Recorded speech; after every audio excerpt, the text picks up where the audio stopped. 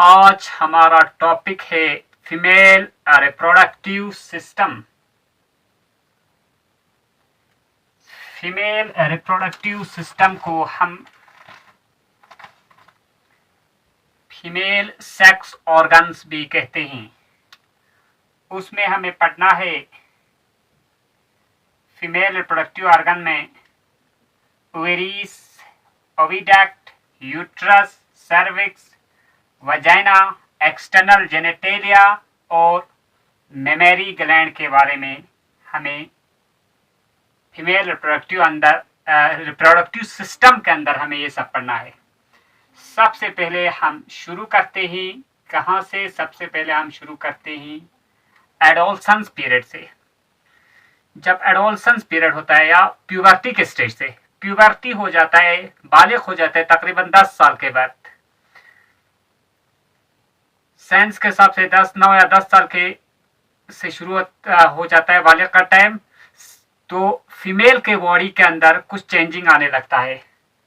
सबसे पहला चेंजिंग आता है कि फीमेल में एक साइकिल चलता है, एक ब्लीडिंग होता है, उसको कहते हैं हम मेंस्ट्रुअल साइकिल। वजाइना के थ्रू फ्लो ऑफ ब्लड को कहते हैं हम मेंस्ट्रुअल साइकिल। आगे पढ़ेंगे ये किस तरह से होता है। इसके बाद क्या होता है? दूसरा चीज ये होता है कि आर्मपिट्स, फॉर एग्जाम्पल यहाँ पे आपको देखा होगा कि यहाँ ये एक लड़की है, इसके यहाँ आर्मपिट्स में यहाँ पे क्या होने लगता है? यहाँ पे हायर ग्रोथ होने लगता है और क्या कहता है, प्राइवेट पार्ट के हिस्से में रिप्रोडक्टिव पार्ट के ऊपर भी बाल आने लगता है ड्यूरिंग प्यूबर्टी। तीसरा चेंज ये होता है कि तीसरा चेंज डेवलपमेंट ऑफ ब्रेस्टिस की डेवलपमेंट होने लगता है। इसमें फीमेल में डेवलपमेंट ऑफ ब्रेस्टिस होता है बालिग होने के बाद। चौथा चेंज ये होता है कि हिप रीजन क्या होता है? हिप रीजन बड़ा होने लगता है। अच्छा, तो ये एक लड़की है, इसका ये है नेक, ये है हेड। इसके ऊपर वाले रीजन को हम कहते हैं कि क्या? Head region. यहाँ नेक से लेकर यहाँ तक आप देख सकते हैं, यहाँ तक के रीजन को कहते हैं हम थोरैसिक। यहाँ से लेकर यहाँ एक गोल बनाया हुआ है, यहाँ तक हम कहते हैं एब्डोमेन। यहाँ एक गोल जैसा बनाया हुआ होता है, बनाया हुआ है, इसको कहते हैं, इस रीजन को कम कहते हैं पैल्विक। इसको पैल्विक रीजन या हिप रीजन कहते हैं। वो हिप रीजन भी बड़ा होने लगता है ड्यूरिंग प्यूबर्टी, बालिग के टाइम। इसके बाद हम, ये तो हो गया कुछ चेंजिंग किसके दौरान? एडोलसेंस पीरियड या प्यूबर्टी के दौरान। अब हम फीमेल रिप्रोडक्टिव ऑर्गन में हम स्टार्ट करेंगे कहां से? हम स्टार्ट करेंगे एक्सटर्नल जेनेटेलिया से। एक्सटर्नल जेनेटेलिया में सबसे पहले यहाँ पे एक डॉटेड स्ट्रक्चर कुछ दिखाई दे रहा है। ये होता है किस रीजन में? ये होता है हमारे एब्डोमेन के थोड़ा नीचे। ये है एब्डोमेन रीजन, यहाँ से थोड़ा नीचे यहाँ पे होता है सबसे ऊपर वाले रीजन का। वजाइना से थोड़ा ऊपर एक फैटी टिश्यू होता है, उसमें फैट ज्यादा जमा हो जाता है, वहां पे बाल्स, छोटे छोटे बाल्स होते ही उस रीजन को सेंसिटिव पार्ट होता है, उस सेंसिटिव पार्ट को, उस फैटी पार्ट को, उस फैटी फ्लैश को हम कहते हैं मॉन्स प्यूबिस। मॉन्स प्यूबिस होता है एब्डोमेन से थोड़ा नीचे। अगर इससे हम थोड़ा नीचे आ जाए तो यहाँ पे एक सबसे ज्यादा सेंसिटिव रीजन एक होता है, यहाँ पे मैंने डॉट करके वाले, इसको कहते हैं कैलाइटोरिस। कैलाइटोरिस वो सबसे ज्यादा सेंसिटिव रीजन है जो ड्यूरिंग कॉपुलेशन के दौरान जल्दी ऑर्गेज्म तक पहुंचाता है फीमेल्स को। इसके बाद है यहाँ पे एक छोटा गोल बने, उसको कहते हैं हाइमन। हाइमन वो पतली सी लेयर होता है जो ड्यूरिंग क्वाइटस वो फट जाता है, वहां से ब्लीडिंग होना शुरू हो जाता है। लेकिन ये कोई वर्जिनिटी का साइन नहीं है। क्यों नहीं है? क्योंकि ये इतना डिलिकेट होता है कि साइकिलिंग के दौरान या एक्सरसाइज के दौरान या स्किपिंग के दौरान बड़ा सा हैवी सा एक्सरसाइज करते हैं तो ये फट जाता है, उसी टाइम फट जाता है। तो ये भाई कोई क्या नहीं है, कोई वर्जिनिटी का साइन नहीं है। किसी किसी में तो ये during copulation, sorry after copulation भी ये वाकई रहता है हाइमन। इसीलिए ये हाइमन कोई वर्जिनिटी का साइन नहीं है। हाइमन के बाद यहाँ पे है एक रीजन ब्राउन कलर का या फ्लैश कलर का या स्किन कलर का होता है। सबसे बाहर वाले को हम यहाँ से देखो, यहाँ से यहाँ एक बाहर लेयर है, इस बाहर के लेयर को कहते हैं लेबिया मेजोरा। लेबिया मेजोरा, इसके अंदर एक पिंक लेयर होगा, उस पिंक लेयर को कहते हैं हम, या ब्राउन कलर का होगा उसको कहते हैं हम लेबिया मेनोरा। इसी लेबिया मेनोरा के अंदर होता है वैजाइनल होल। इसी के अंदर क्या होता है, वैजाइनल होल। इसको कहते हैं एक्सटर्नल जेनेटिलिया। क्यों एक्सटर्नल जेनेटिलिया होते हैं, क्योंकि आंखों से आसानी से बाहर से नजर आता है, इसी वजह से इसको कहते हैं एक्सटर्नल जेनेटिलिया। अब इससे हम अंदर थोड़ा जाते हैं तो वैजाइना के अंदर है क्या, वैजाइना के अंदर है सर्विक्स। इस सर्विक्स को वैजाइना दोनों को मिलाकर हम कहते हैं सर्विक्स, सॉरी सर्विक्स और वैजाइना को मिलाकर कहते हैं बर्थ कैनाल। वैजाइना का दो काम होते हैं। वैजाइना का पहला काम है कि यूरिन पास आउट करना, दूसरा काम कॉपुलेशन में मदद देता है। वहां से वो स्पर्म को कहां लेता है, अंदर ले लेता है फीमेल बॉडी के अंदर। सर्विक्स और वैजाइना दोनों को मिलाकर क्या कहा, दोनों को मिलाकर कहा बर्थ कैनाल, क्योंकि वहां से बेबीज थ्रो आउट करते हैं, बेबीज बाहर निकालते हैं। और वैजाइना में होल दो होते हैं, यूरिन के लिए अलग होल होता है और कॉपुलेशन के लिए होल अलग होता है। अच्छा, इसके बाद आप यहां से देखो, ये है यूट्रस। ये है क्या है, ये गोल यहां से है क्या, यूट्रस। यूट्रस के कितने लेयर हैं, यूट्रस के 3 लेयर होते हैं। सबसे बाहर को कहते हैं पेरीमेट्रियम। पेरी मतलब परे, परे मतलब बाहर की साइड को कहते हैं यूट्रस के पेरीमेट्रियम। मायोमीट्रियम कहते हैं बीच को, बीच वाले हिस्से को, मिडल पार्ट को हम कहते हैं मायोमीट्रियम। और अंदर वाले पार्ट को, सबसे अंदर वाले पार्ट को कहते हैं हम एंडोमेट्रियम। बाहर वाले का काम है प्रोटेक्शन देना यूट्रस को। मायोमीट्रियम क्या करता है, मायोमीट्रियम करता है क्या, मायोमीट्रियम का मेन काम, अच्छा सॉरी एंडोमेट्रियम। एंडोमेट्रियम वो होता है जो किस क्या करता है, एंडोमेट्रियम ड्यूरिंग मेंस्ट्रुअल साइकिल वो फट जाता है, टूट जाता है, ब्रेकडाउन हो जाता है। ब्रेकडाउन होने के बाद ब्लीडिंग इसी वजह से आता है, क्योंकि during menstrual cycle breakdown of endometrium होकर, इसी को हम वीपिंग ऑफ यूट्रस भी कहते हैं।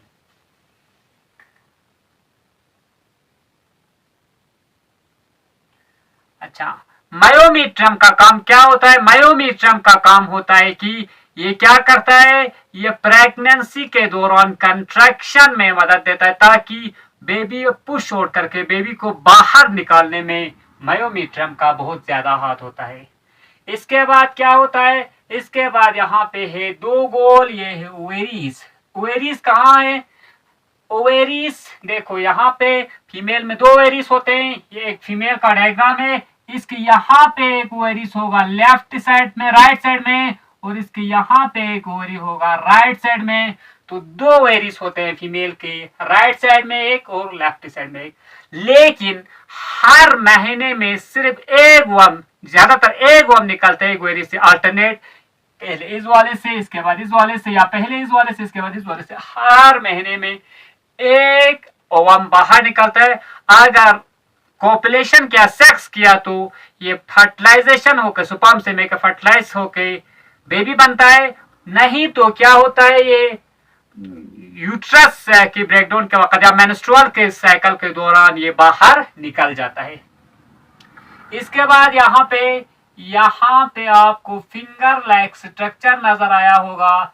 इसको कहते हैं हम, इसको क्या कहते हैं, इसको कहते हैं हम फैमरी।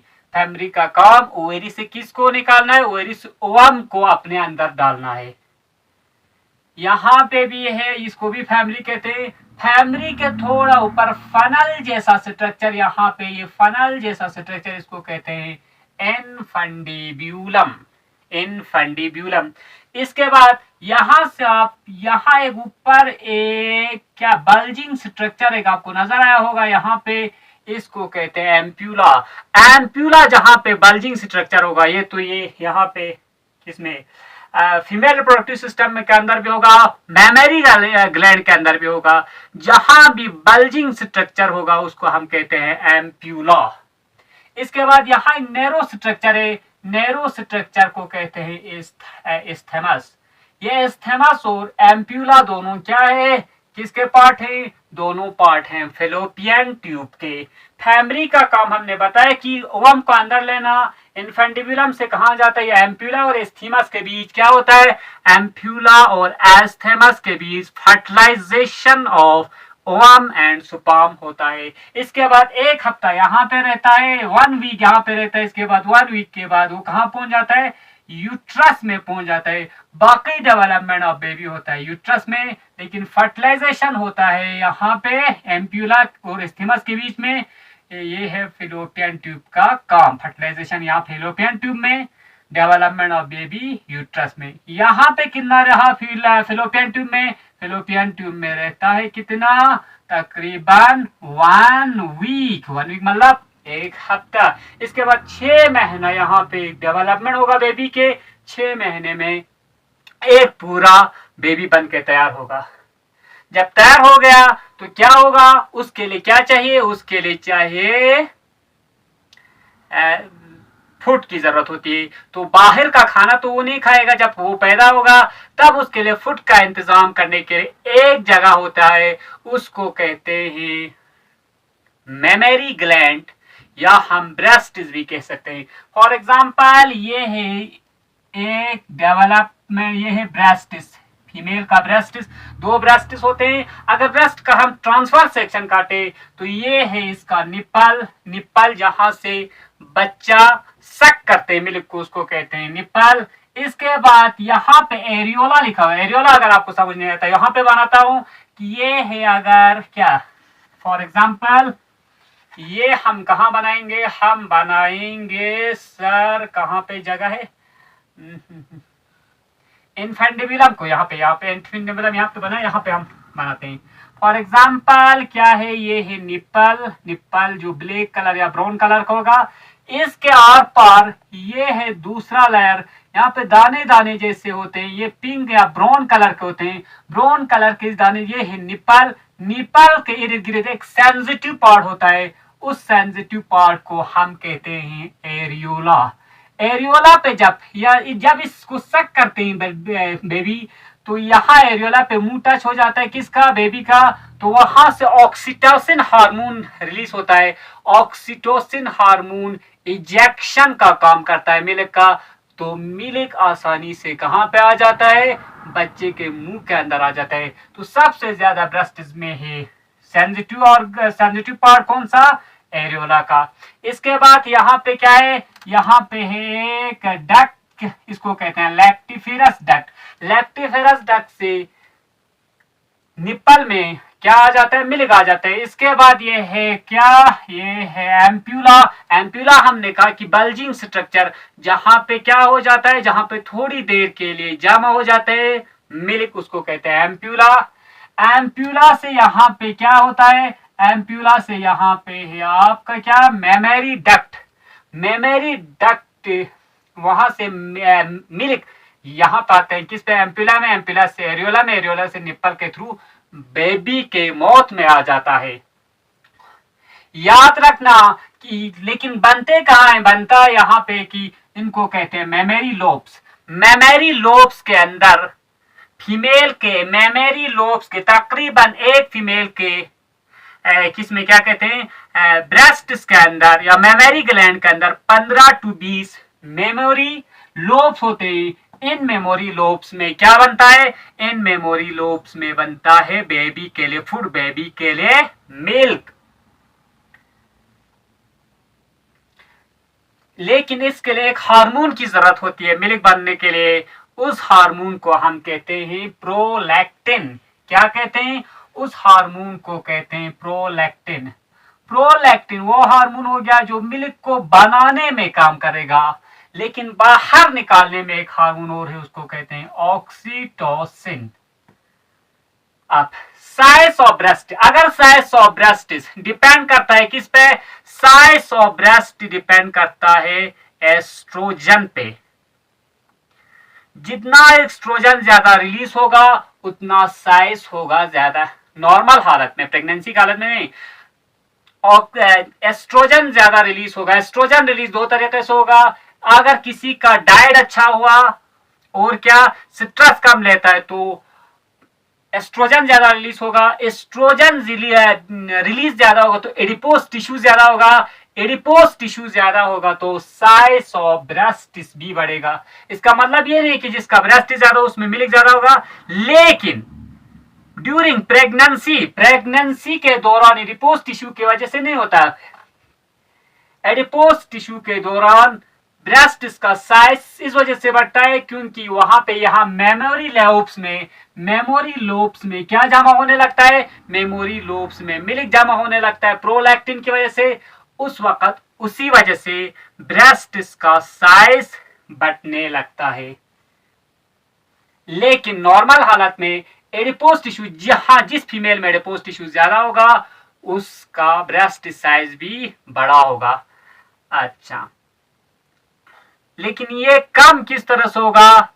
कम सिट्रस हार्मोन, अगर जो ज्यादा सिट्रस लेता है, पढ़ाई का सिट्रस लेता है या कोई दूसरा सिट्रस लेता है। सिट्रस एक ऐसा हार्मोन है जो एस्ट्रोजन को रिलीज होने नहीं देता, तो खुद ब खुद ऑटोमेटिकली ब्रेस्ट साइज क्या होने लगता है? छोटा होने लगता है, कम होने लगता है।